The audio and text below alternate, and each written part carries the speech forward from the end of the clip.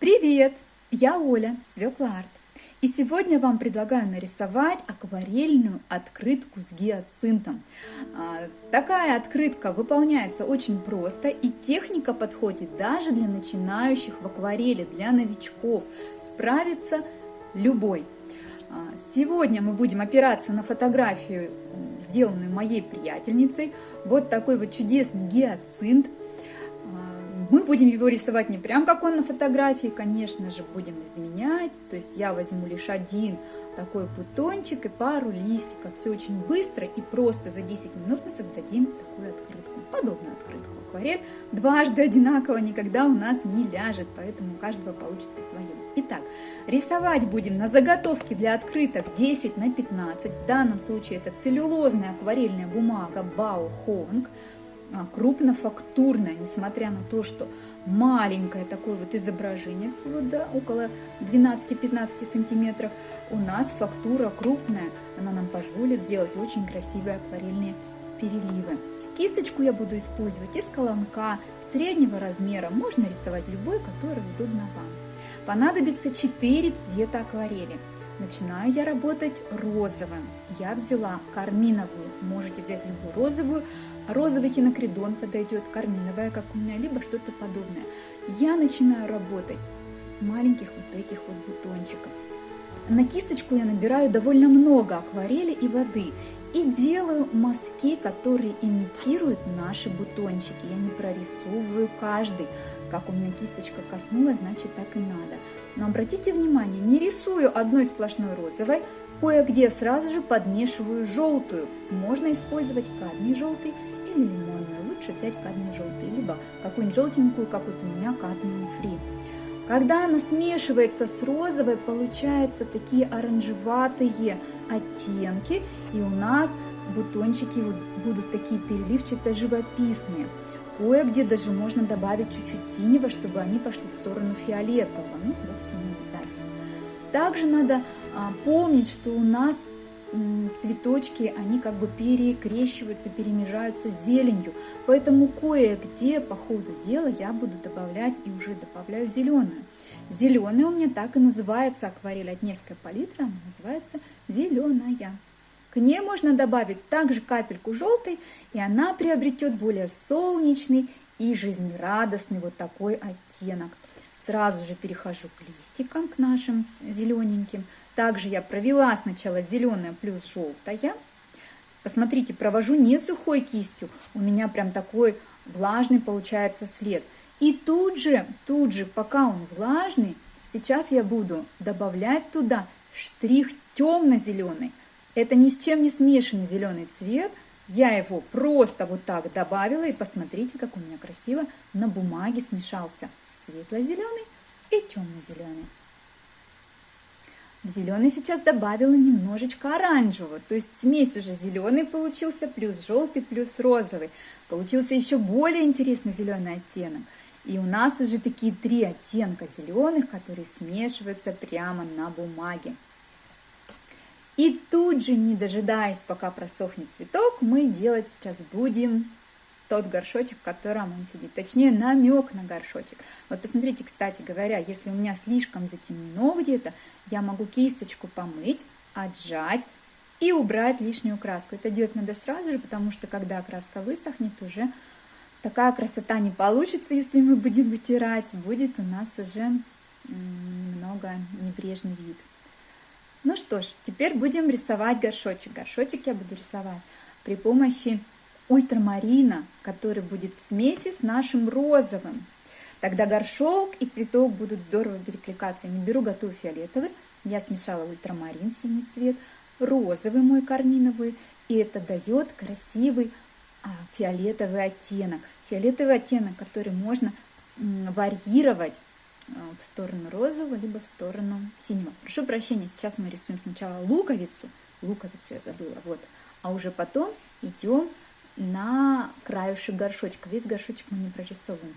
Луковичка, она у нас также с фиолетовым оттенком, она очень хорошо сочетается и с цветком, и с горшочком, поэтому в ней наш фиолетовый, который мы только что намешали, и чуть-чуть желтенького на освещенную сторону луковки, желтенький наш оттенок. Ну, это кадмий желтый плюс наша розовая.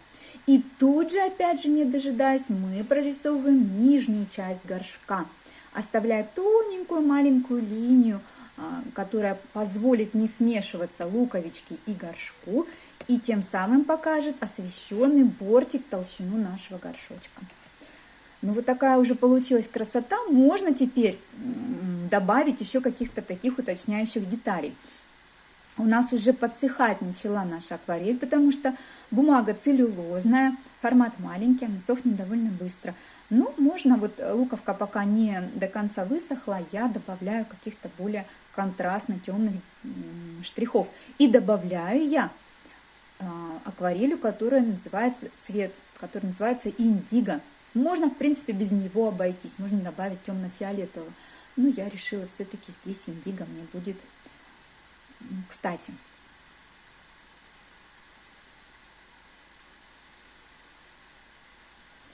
Сейчас немножечко еще я доработаю мои цветочки. Я хочу их слегка уточнить и добавить зеленых еще, таких бутончиков, которые не распустились. Вот они. Совсем немножечко, но они нам сделают нашу работу более живой. Я также использую зеленый плюс желтый. Получается такой оливково-золотистый цвет. И кое-где поверху, более такой густой акварелью, где у меня меньше воды, я уточняю бутоны. Посмотрите, тоже буквально пару штрихов. Не прорисовываю лепестки.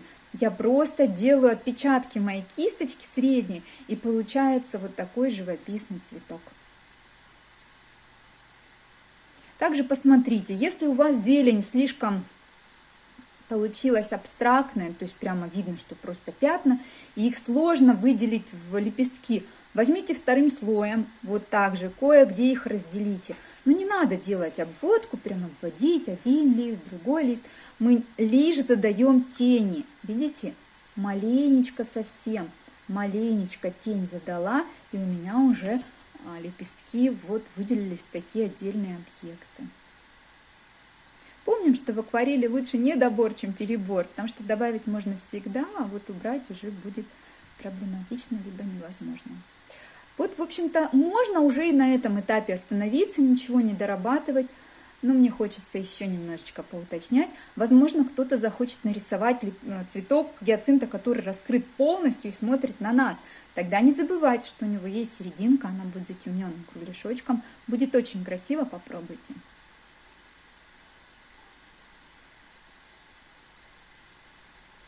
Вот я сейчас немножко, буквально 2 штриха уточню мою зелень. Помним, что гиацинт цветет, его вот соцветие держится на стволике, поэтому, возможно, где-то этот стволик будет у вас проглядывать. Можно его там зеленушечкой такой показать. А может быть, наоборот, он будет настолько весь кучерявый, что вот полностью его соцветие закроет этот стебелек, стволик зеленый, и будет только вот это розовое кружево. Экспериментируйте, пробуйте разные варианты, это очень-очень интересно. И занимает минимум времени, особенно в таком формате.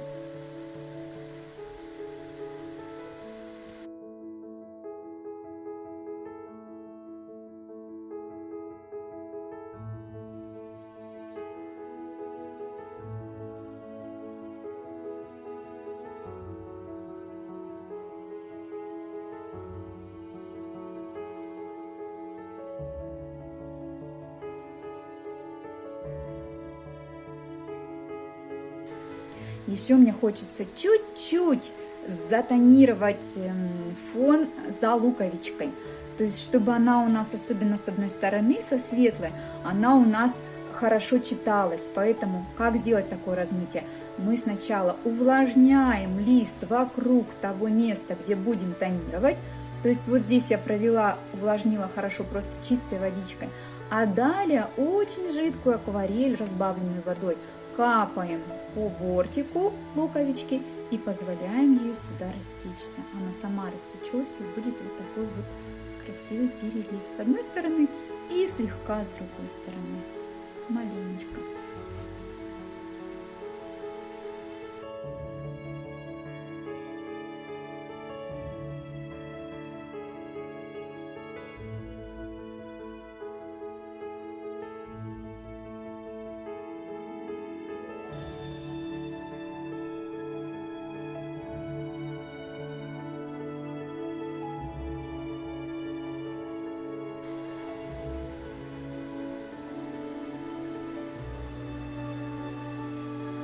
Я уточнила немножечко еще край горшка.